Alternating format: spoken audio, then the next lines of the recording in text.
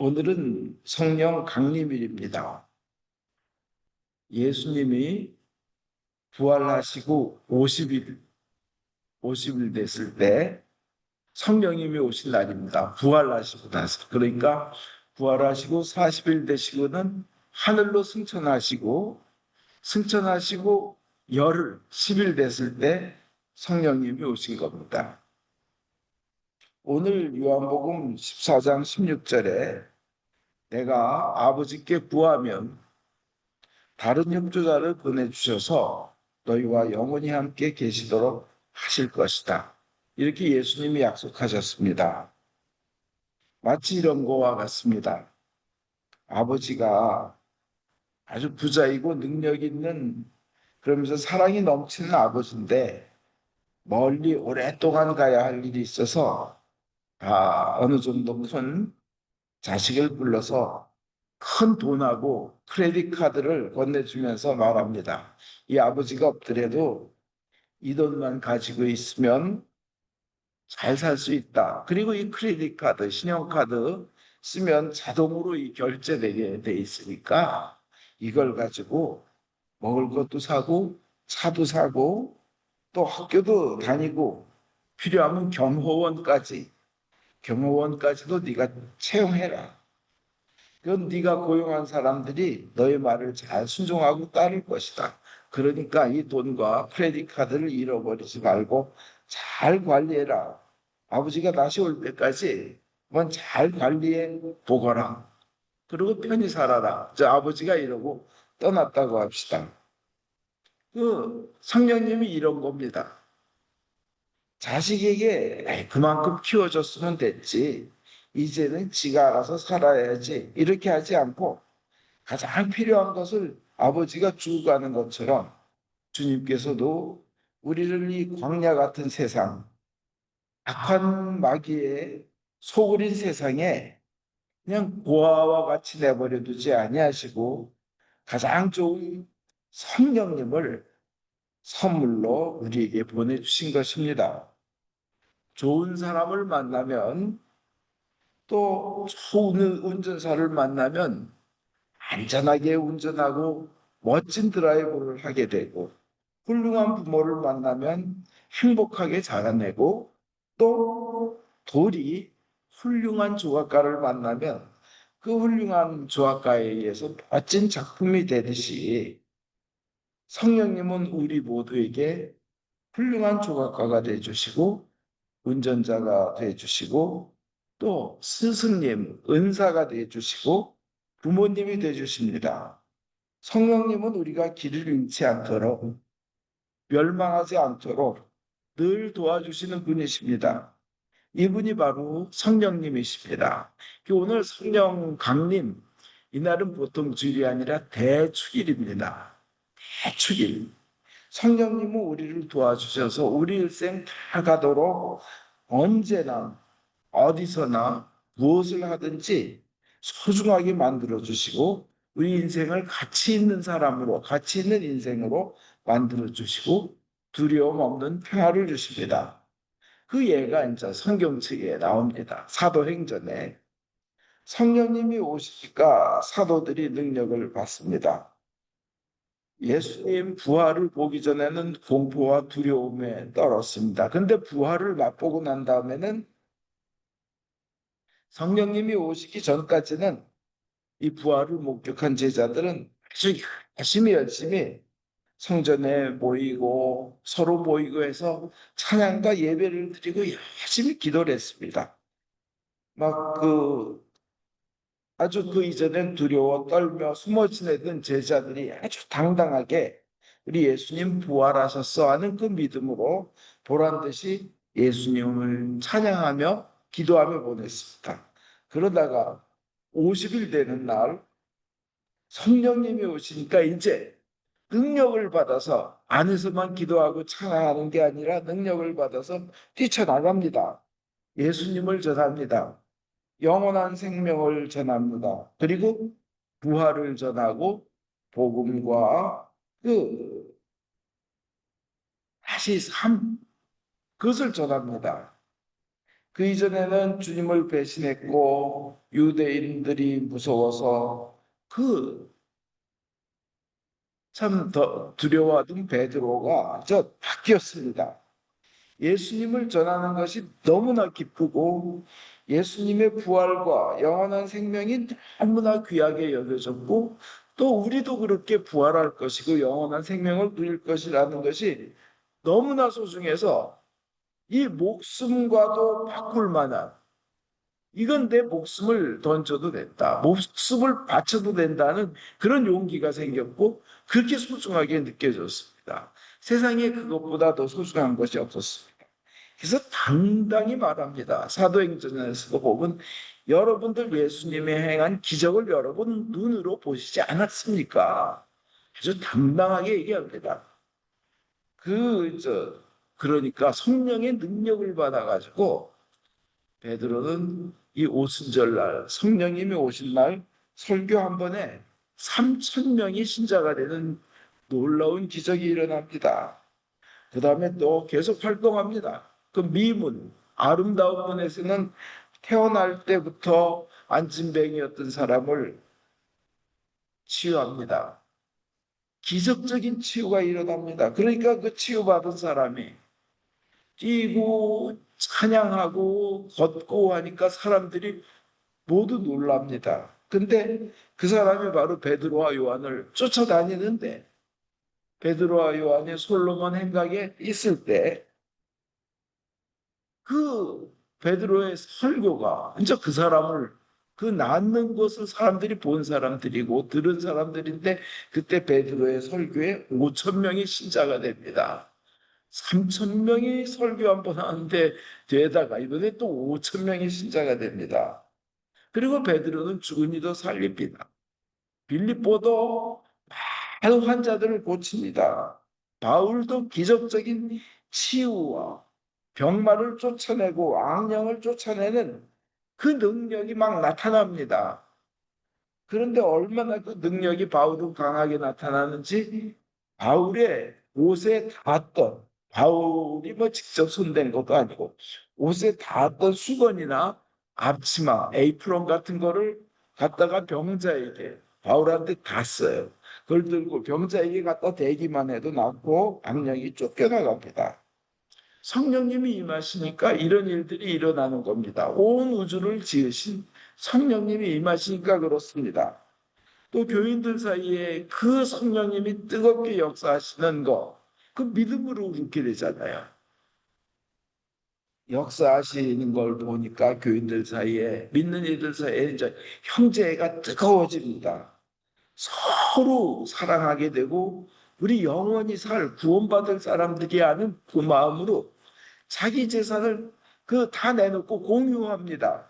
공유하고 같이 나누어 쓰며 그 서로 신자들끼리 일치가 되는 그런 기가 막힌 사랑의 공동체가 형성됩니다.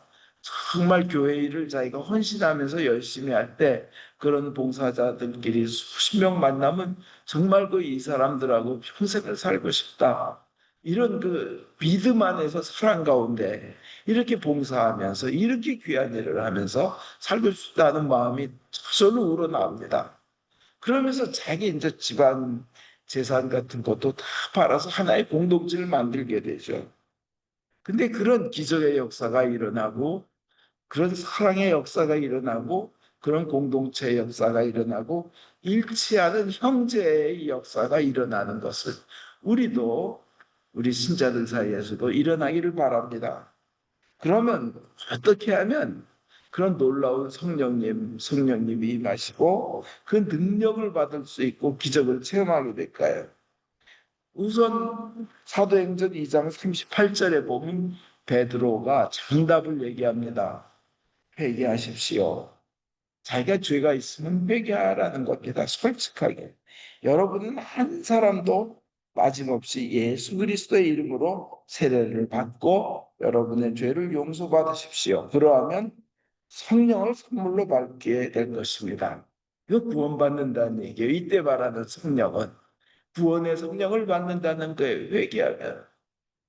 이 말씀을 듣고 있는 사람들이 누구냐면 베드로의 이 말씀을 듣고 있는 사람들은 예수님을 죽인 유대인들입니다. 예수님을 죽인 죄, 자기네들에게 축복하러 오신 예수님 하나님을 그렇게 자기네들이 평생 만나고 싶었던 하나님 메시아가 왔는데 그를 죽여버렸잖아요. 그렇게 큰 죄를 지은 자들도 회개하면 용서받고 그 예수를 믿으면 성령을 받는다는 겁니다. 사도 베드로의 말이 너무나 엄청납니다.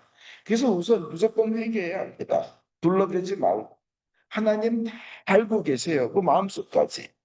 그러니까 솔직히 회개해야 합니다.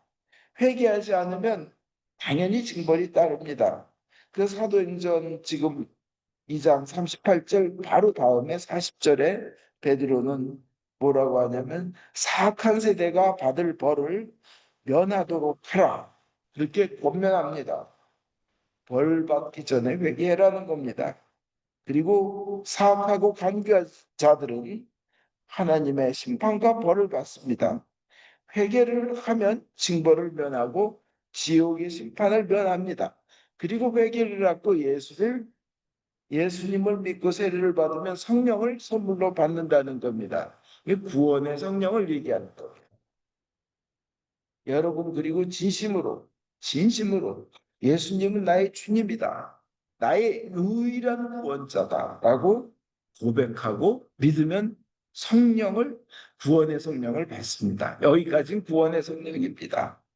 이 로마서 4장 5절에 공동 번역이나 다른 새 번역이나 다 잘 돼 있지만 이 부분만큼은 현대화 성경이 너무나 이제 잘 번역이 되었다 하고 믿어져 가지고 인용합니다. 로마서 4장 5절에 자기가 일한 대가로 얻으려고 하는 사람에게 구원은 주어지지 않습니다. 비록 죄인일지라도 하나님의 진노로부터 자기들을 구원하여 주실 분은 오직 그리스도뿐이심을 믿을 때 하나님께서는 그들을 올바른 사람으로 인정해 주십니다. 자기의 공로로 자기가 구원받는 거 절대 아니라는 거예요. 나는 부족하다. 나는 죄인이다. 근데 예수님의 보혈을 나는 믿기 때문에 나는 예수님만이 나의 구원자다. 이렇게 고백하면 하나님이 그때서야 구원하신다는 겁니다. 그러면 성령님이 임하시면 성령님이 주시는 구원의 은혜를 누립니다. 근데 많은 사람은 나는 이미 회개도 했고 예수님을 진심으로 믿는데 왜 성령의 능력이 없을까? 왜 나에겐 기적이 일어나지 않고 하나님의 응답이 일어나지 않는가 하는 그런 의문을 가질 수 있습니다. 이건 뭐냐면요. 지금까지 제가 말씀드리는 것은 구원의 성령을 말씀하신 거고 지금부터는 성령의 능력, 성령의 능력을 성경에서는 그 성령의 역사하심을 그냥 성령으로 표현하는 데가 많이 있습니다. 그걸 이제 성령이라 그러는 거예요. 그러니까 우리가 염두에 둘 거는요. 세례는 예수님의 이름으로 받았는데 성령을 받지 못하는 사람이 있다는 겁니다. 구원은 받았는데 성령의 능력은 못 받았다는 거예요. 이거는 사도행전 8장 16절에 보면 사마리아 사람들은 주 예수의 이름으로 세례는 받았지만 아직 성령은 받지 못했던 것이다. 이렇게 돼 있어요. 예수님 이름으로 세례는 받았지만 성령은 받지 못한 경우가 있습니다. 그래서 요새 이제 교회에서 세례 줄 때는 예수님 이름과 성령의 이름으로 세례를 주죠. 그런데 그렇게 세례를 받았는데도 맹성맹성한 삶의 도대체 이 뜨거운 어떤 하나님의 응답이나 기적이 안 일어나는 경우는 이렇게 간절히 기도해야 됩니다. 뭐냐? 능력의 성령님. 성령의 능력을 저에게 주십시오.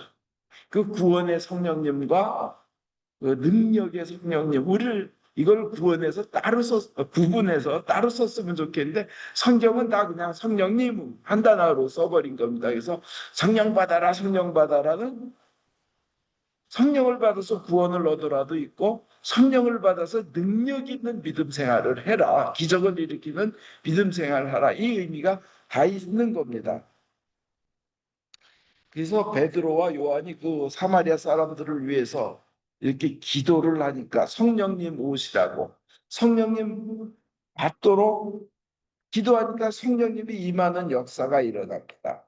그래서 우리 크리스찬에게 이미 세례를 받았지만 맹송맹송하신 분들에게, 아, 왜 나는 예수님을 믿는데 이렇게 일이 정말 풀리지도 않고 꼬이고 왜 이렇게 어려운 일만 일어나나 하는 그런 마음의 의구심이 있을 때는 기도하십시오. 성령님 오십시오.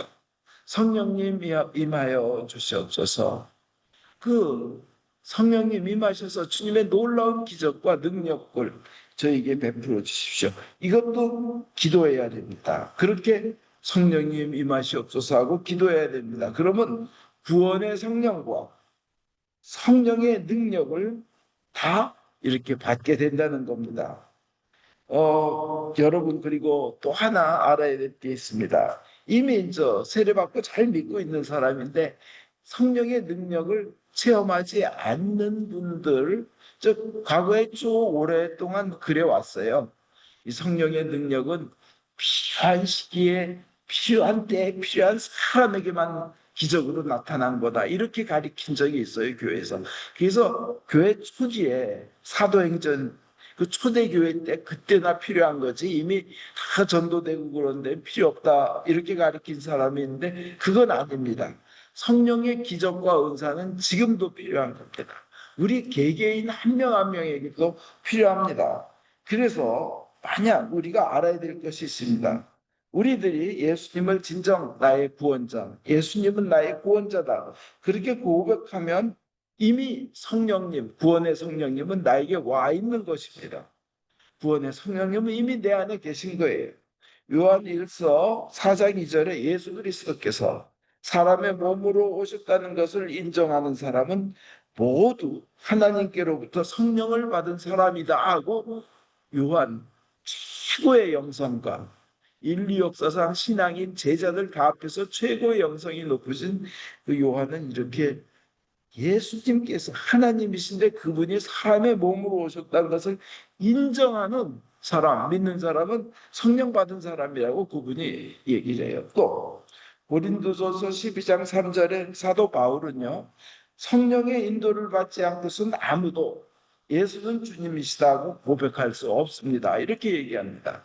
그러니까 인류 역사상 최고의 전도자, 성경의 거의 반을 쓴 그 위대한 사도 바울도 뭐라고 얘기하냐면 성령의 인도를 받지 않고서는 아무도 예수는 주님이시다고 고백할 수 없습니다. 그러니까 여러분이 예수님은 나의 주님이시다, 예수님은 나의 구원자다 하고 고백하면 이미 여러분은 성령을 받은 사람이라는 겁니다. 그분들은 담대하게 이미 오신 성령님, 제 안에 오신 성령님, 그 능력을 발휘해 주십시오. 그 기적을 베풀어 주십시오.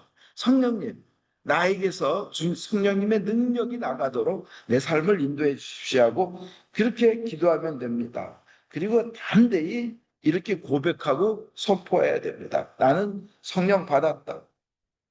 내 안에 성령님은 이미 와 계시다. 이제는 내가 성령의 능력을 내가 사용할 때이다. 기적과 치유와 예언과 영분별과 깊은 믿음과 그 방언과 방언의 해석과 그 모든 것들, 그다음에 하나님의 응답, 이 모든 것들 초자연적인 하나님의 역사하심, 진짜 초자연적인 거예요. 이게 초자연적인, 내가 상상할 수 없는 초자연적인 하나님의 역사, 이 모든 것을 나는 누릴 것이며 나는 즐길 것이다. 역사하시는 성령님의 능력 또한 나는 이미 받았고 나에게 능력 주시는 그분을 힘입어 나는 무엇이든지 할 수 있다. 이렇게 여러분 선포해도 되고 선포해야만 합니다. 그렇게 입으로 고백할 때 하나님 역사하셔요. 우리가 입으로 고백하고 선포하는 게 그래서 아주 중요합니다. 이제 이 성령 강림 대축일 날 여러분 그 은혜 받으시기 바랍니다. 내가 지금까지 살아온 것이 어떻든, 이룬 것이 어떻든, 내 인생이 실패로 점철되었던 관계없다. 환경이 어떻든 관계없다. 이제 나는 예수님이 말씀하신 대로 예수님이 하신 일보다 더 큰 일을 하게 될 것이다. 나는 하나님의 자녀이다. 나는 더 이상 그 금이 간 항아리가 아니다. 차라리 깨져버리는 것이 낫다는 그런 인생이 아니다. 나는 쓸모없는 존재가 아니다. 나는 세상에서 그 누구보다도 귀한 하나님의 귀한 자녀이다.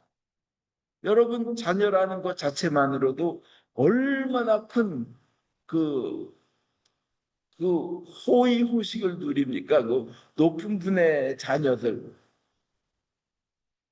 저도 손주를 보니까 내 손주라는 그 자체만으로도 너무나 귀한 거예요. 우리 하나님의 자녀입니다. 자녀라는 것 자체만으로도.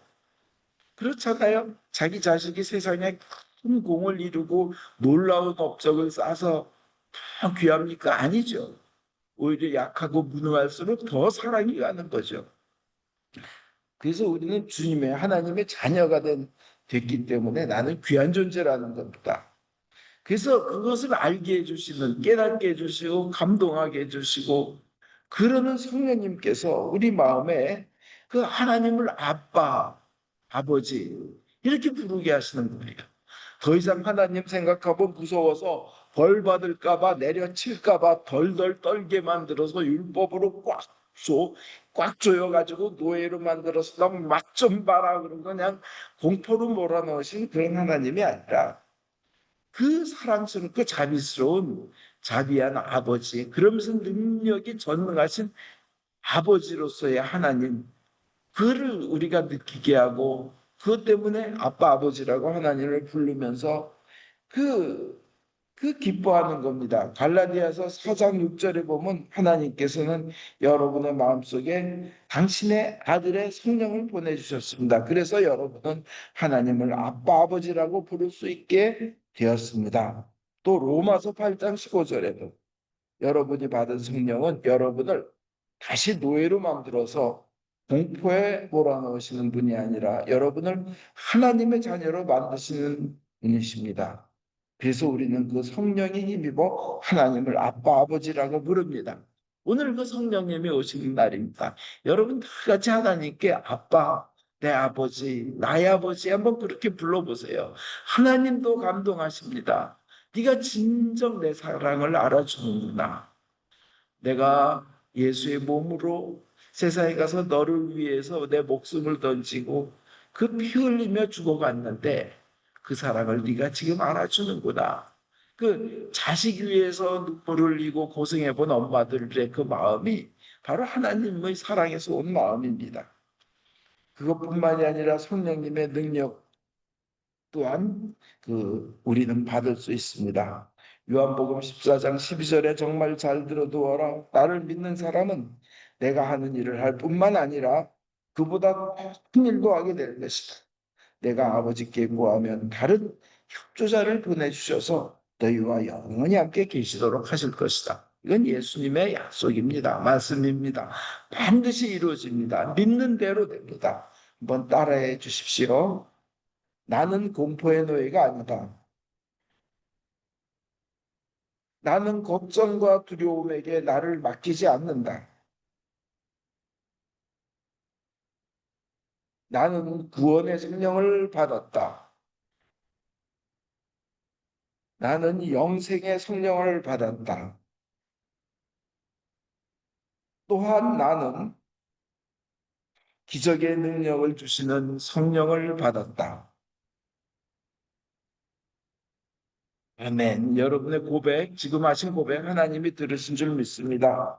성령님은 특별한 때에 특별한 기적을 위해 특별한 사람에게 주어진 것이 절대 아닙니다. 성령님은 모든 크리스찬에게 주어주시는 하나님이십니다. 하나님 자체이셔요. 그다음에 성령님이 주시는 은사와 능력 또한 모든 크리스찬을 위한 것입니다. 여기 계신 여러분, 또 인터넷으로 들으시는 여러분 모두 성령님의 은사를 많이 많이 마음껏 받으시기를 주 예수 그리스도 이름으로 축원드립니다. 아멘.